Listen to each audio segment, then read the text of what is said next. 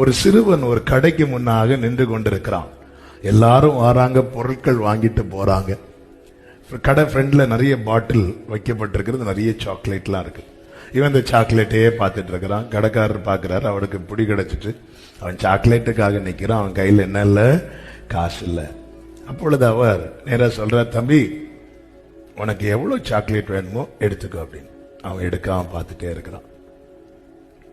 பாட்டில் open பண்ணிட்டு சொல்றார், நான் தான்ப்பா ஓனர், நீ எவ்வளவு வேணாலும் எடுத்துக்கோ, காசு வேண்டாம் எடுத்துக்கோ. இல்ல அவன் எடுக்காம அப்படி இருக்கிறான். அவர் பார்த்துட்டு அவர் கை போட்டு சாக்லேட் எடுத்து கொடுக்கும் போது அவன் அப்படியே சந்தோஷமா கை நீட்டி வாங்குறான். இப்ப அவர் கோவம் வந்துட்டு, ஏய் உன்கிட்ட தானே நான் எடுக்க சொன்னேன், நீ அப்போ வேண்டாம் வேண்டாம்னு அப்படி நின்னுட்டு இப்ப மட்டும் ஏன் வாங்குற? அவன் சொன்னான், என் கை சின்ன கை, நான் எனக்கானது எடுத்தா எனக்கு தேவையானது கிடைக்காது. ஆனா உங்க கை பெரிய கை, நீங்க எனக்கானதை எடுத்தா எனக்கு போதுமானது.